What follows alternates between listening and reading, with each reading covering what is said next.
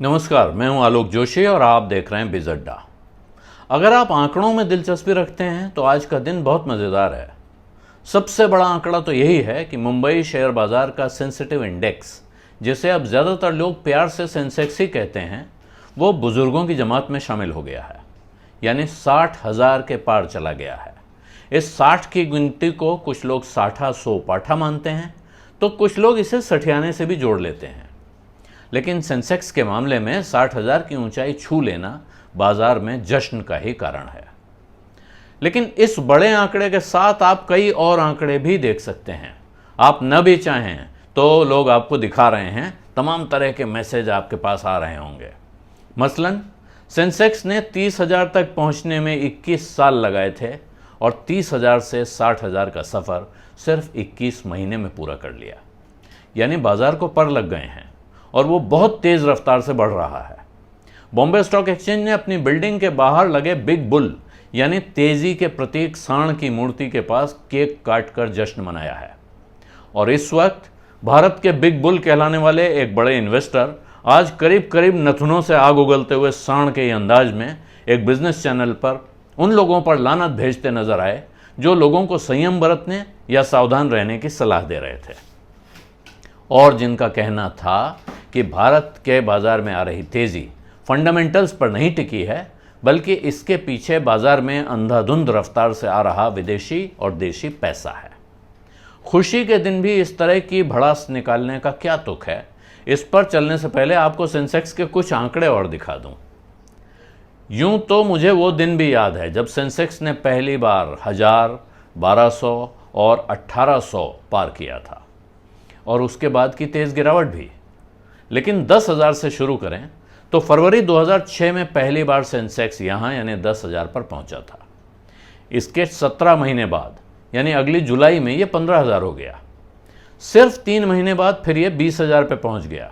लेकिन उसके बाद अगले 5,000 पार करने में यानी 25,000 तक पहुँचने में इसे करीब 7.5 साल यानी 91 महीने लग गए।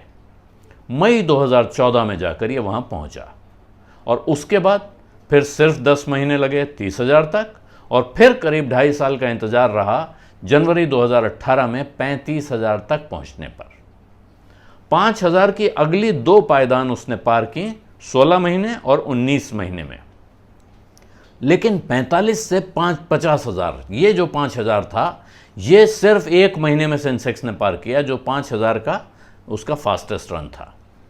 और उसके बाद इस साल जनवरी से सितंबर तक यानी सिर्फ 9 महीनों में उसने इसमें 10,000 अंक और जोड़ लिए। जाहिर है ये जश्न का मौका है, इसलिए सिर्फ उन चोटियों का जिक्र हो रहा है जिन्हें सेंसेक्स ने फतेह किया है। लेकिन इनके बीच में बड़े बड़े गड्ढे भी आए हैं, बड़ी गिरावट भी आई हैं, और तकलीफ देह इंतज़ार के लंबे लंबे दौर भी। आज की तारीख में जो तेज़ी के बादशाह इतने उत्साहित हैं कि सावधानी बरतने की बात कहने वालों को ही कटघरे में घसीटना चाहते हैं, मंदी के दौर में वो खुद भी सामने दिखाई नहीं पड़ते हैं। इसलिए ये वक्त बहुत सावधान रहने का है।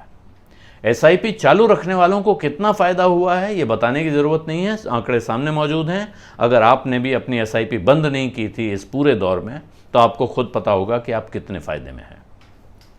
और सबको अपनी एसआईपी जारी रखनी भी चाहिए, तेज़ी हो या मंदी। अगर आप अमाउंट बेस्ड एसआईपी कर रहे हैं और आप अपनी एसआईपी लगातार चलाते रहेंगे तो लंबे दौर में आप मुस्कुराते हुए मिलेंगे, खुश मिलेंगे, जिसको कहते हैं you will have the last laugh.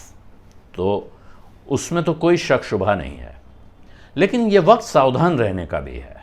बाज़ार बहुत चढ़ा हुआ है, अच्छी कंपनियां यहाँ से और भी ऊपर जाएंगी, और अगर नीचे भी गिरी तो संभल जाएंगी। लेकिन ऐसे वक्त पर बाजार में बहुत से ऐसे तत्व भी सक्रिय हो जाते हैं जो आपकी जेब का माल अपनी जेब में ट्रांसफ़र करने की जुगत में लगे होते हैं। उनसे बचना और अपने पैसे की हिफाजत करना सबसे ज़रूरी है।